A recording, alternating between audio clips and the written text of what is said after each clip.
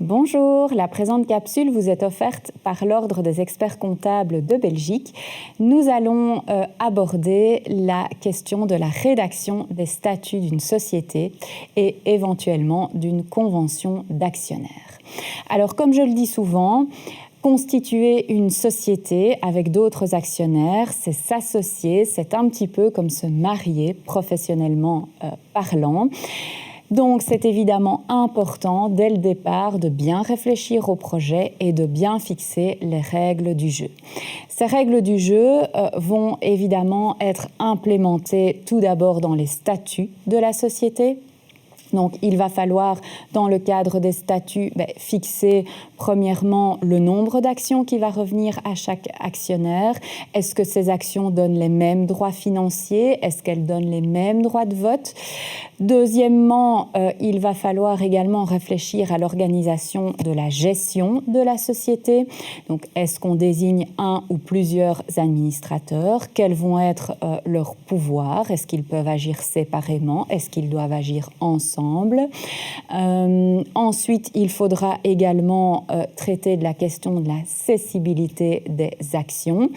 Est-ce que si un actionnaire souhaite sortir de la société, est-ce qu'il peut librement le faire ou est-ce qu'il doit solliciter l'accord des autres actionnaires?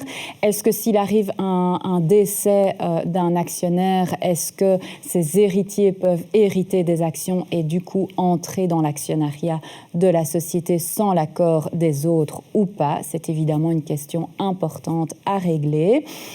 Se demander également si on opte pour la forme d'une SRL, est-ce qu'on souhaite prévoir le mécanisme de démission ou d'exclusion à charge du patrimoine social?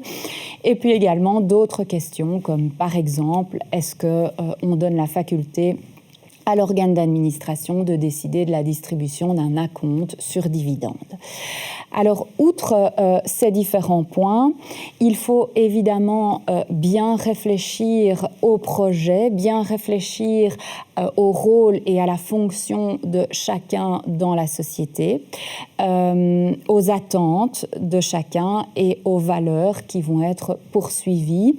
Dans ce cadre-là, je pense qu'il faut porter une attention particulière aux PME, dans lesquelles on retrouve souvent une confusion entre l'Assemblée générale et l'organe d'administration.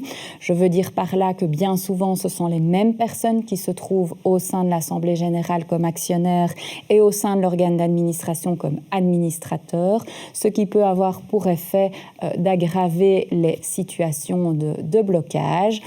Et donc, on peut bien évidemment compléter les statuts par la rédaction d'une convention d'actionnaires. Convention d'actionnaires qui va vraiment être un document sur mesure pour encadrer vraiment des questions plus particulières. Par exemple, au niveau de l'organisation de la gestion de la société, qui va pouvoir être désigné comme administrateur? Est-ce que chaque actionnaire peut avoir un représentant au sein de l'organe d'administration? Comment est-ce qu'on va rémunérer les différents administrateurs? Alors, un point évidemment important à régler sera l'entrée et la sortie des actionnaires. On peut, dans ce cadre-là, donc préciser des clauses d'agrément, un droit d'agrément, des clauses de préemption, des options d'achat si jamais un actionnaire commettait, par exemple, un manquement grave qui ne permet pas de poursuivre la collaboration. On peut retrouver également dans cette convention d'actionnaires la manière dont on va partager le bénéfice. Est-ce que, par exemple, chaque année, l'Assemblée générale est obligée de distribuer un montant minimum ou de mettre en réserve un montant minimum? Autre point qu'on va aussi réglés dans la convention d'actionnaires, ce sont par exemple les clauses de non-concurrence, les clauses de non-débauchage, la propriété intellectuelle. Enfin, on réglera dans la convention d'actionnaires, en tout cas on essayera de prévoir des règles pour prévenir davantage la survenance de conflits.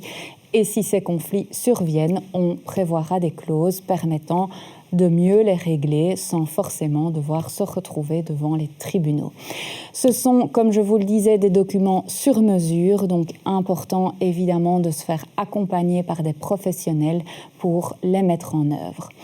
Voilà, je vous remercie pour votre écoute et je vous retrouve dans d'autres capsules.